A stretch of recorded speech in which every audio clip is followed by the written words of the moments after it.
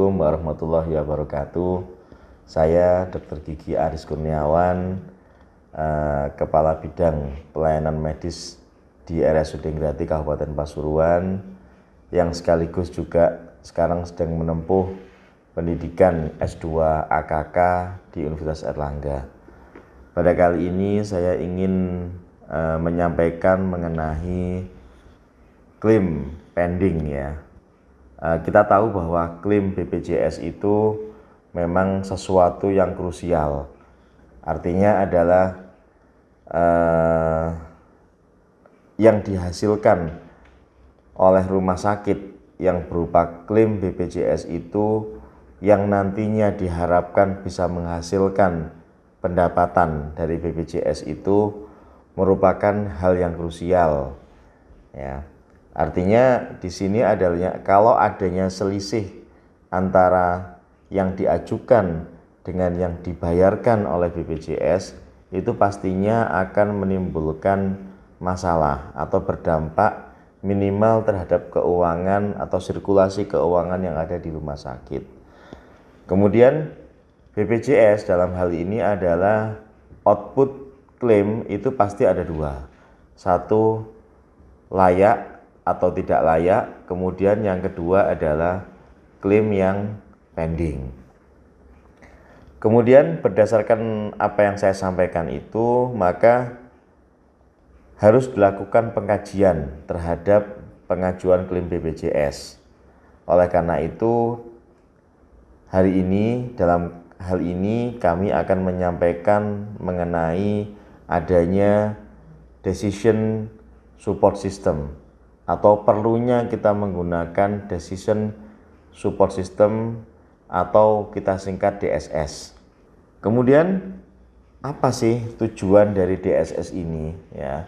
Yang pertama adalah untuk mencegah atau meminimalisir klaim pending. Jadi kenapa kok kita bisa meminimalisir atau kenapa perlu kita meminimalisir adanya klaim pending ini adalah untuk memberikan kekuatan fiskal atau keuangan bagi rumah sakit kita.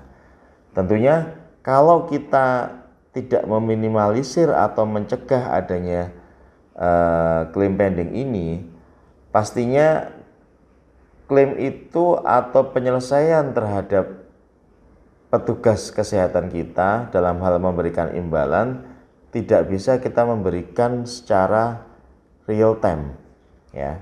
Artinya setelah mereka mengerjakan maka kita memberikan haknya mereka. Tidak bisa kalau kita selalu mengalami klaim pending. Kemudian yang kedua adalah tujuan DSS adalah untuk mencegah fraud. Tidak luput tenaga kesehatan itu juga kadangkala secara tidak sengaja ataupun sengaja itu melakukan fraud atau kecurangan ya. Oleh karena itu dengan ada DSS ini itu untuk mendeteksi adanya indikasi kecurangan dan dalam pengajuan klaim ya. Kemudian tadi tujuan, sekarang kita berbicara mengenai manfaat DSS. Yang pertama adalah mempercepat proses penyelesaian klaim. Harapannya bisa diselesaikan dalam waktu singkat. Kemudian alur proses kerja klaimnya itu juga lebih cepat ya dengan adanya DSS ini. Kemudian yang kedua adalah meningkatkan akurasi data ya. Artinya dengan adanya DSS ini kesalahan itu dapat terdeteksi dan diperbaiki dengan cepat ya. Kemudian manfaat yang ketiga adalah untuk meningkatkan transparansi. Artinya kita tahu bahwa proses klaim ini kan harus kita lacak ya, sampai di mana klaim itu. Dengan ada DSS maka itu bisa kita ketahui bagaimana status klaimnya, kemudian perkembangannya sampai di mana, kemudian juga sebagai bahan evaluasi dan perbaikan. Kemudian knowledge management. perlu dilakukan analisa terkait faktor apa saja yang mempengaruhi klaim BPJS Kesehatan. Untuk itu, kita harus tahu elemen yang mempengaruhi klaim pending. Maka, untuk itulah kita menggunakan mind map. Ya. Dari mind map maka akan dapat dilihat yang pertama adalah apa-apa yang mempengaruhi klaim BPJS Kesehatan. Ya. Antara lain, yang pertama adalah dari faktor SDM atau sumber daya manusia. Yang kedua, dari faktor sarana prasarana. Yang ketiga, dari faktor regulasi, dan yang keempat dari faktor anggaran. Berdasarkan mind map pula, ya, kita akan mengetahui apa saja yang mempengaruhi faktor SDM tersebut, meliputi ketersediaan SDM, kemudian kualitas SDM, dan yang ketiga adalah pengalaman kerja SDM. Dari mind map, kita akan mengetahui siapa saja yang terlibat langsung dalam proses klaim BPJS Kesehatan. Yang pertama adalah tentunya DPJP, dokter penanggung jawab pelayanan. Nah, ini yang memegang pasien sekaligus menuliskan resume medis serta kelengkapan isi-isinya. Isi dari resume medis ini sangat mempengaruhi klaim tersebut bisa diklaimkan ataukah dipending. Ya. Kemudian yang kedua adalah tenaga administrator ruangan. Ini juga mempengaruhi, meliputi yang pertama adalah ketepatan dalam mengumpulkan berkas rekam medis yang dalamnya ada resume medis tersebut kepada penjaminan. Itu yang pertama. Kemudian yang kedua adalah mempengaruhi dalam hal bagaimana seorang administrator itu juga mengingatkan kepada DPJP, kepada para medis, dalam hal ini adalah perawat, untuk segera mengisi rekam medis. Ya. Kemudian yang ketiga adalah dari petugas penjaminan. Di situ ada 3. Yang pertama adalah administrator, kemudian yang kedua adalah coder, dan yang keempat adalah verifikator. Mind map decision support system ini dalam konteks SDM itu adalah sangat membantu, terutama untuk proses input, ya. Artinya adalah bisa digunakan untuk menganalisis data pelamar. Kemudian yang kedua dapat membantu mengelola database dari calon karyawan, dan ini sangat mempengaruhi. Kemudian juga selain itu DSS ini dalam proses input SDM itu juga bisa membantu dalam identifikasi kebutuhan pelatihan bagi sumber daya manusianya, ya. Jadi di situ dengan DSS ini maka SDM yang membutuhkan pelatihan itu akan muncul di situ, bisa berupa e-warning system atau yang lain seperti itu. Kemudian DSS ini juga bisa digunakan untuk mengevaluasi program pelatihan yang sudah dilaksanakan oleh petugas atau SDM. Ada beberapa variabel yang mempengaruhi dalam proses DSS ini. Yang pertama adalah variabel proses, yang merupakan langkah-langkah yang dilakukan dalam pengelolaan klaim. Terbagi menjadi 2 kategori. Yang pertama adalah regulasi dan prosedur. Artinya adalah kita harus tahu benar mengenai regulasi dan prosedur yang berlaku dalam proses pengklaiman ini. Yang pertama adalah SOP, harus jelas dan detail untuk meminimalisir adanya klaim pending atau klaim yang tidak layak. Kemudian yang kedua selain itu adalah standar pengisian berkas. Ini juga sangat penting. Selain SOP, standar pengisian berkas yang memastikan kelengkapan dan akurasi data. Ya. Kemudian yang kedua, yang pertama adalah regulasi dan prosedur. Yang kedua adalah pemeriksaan berkas, merupakan tahap yang krusial untuk memastikan bahwa semua persyaratan administratif telah terpenuhi. Artinya adalah untuk menghindari adanya penolakan klaim akibat kesalahan administrasi. Kemudian variabel yang kedua adalah variabel output. Adalah laporan kinerja yang dihasilkan. Ya, itu adalah menjadi tolak ukur keberhasilan dalam proses klaim. Indikator kinerja yang umum digunakan antara lain adalah yang pertama kesesuaian berkas dengan persyaratan klaim. Ya. Kemudian yang kedua adalah kelengkapan pengisian berkas.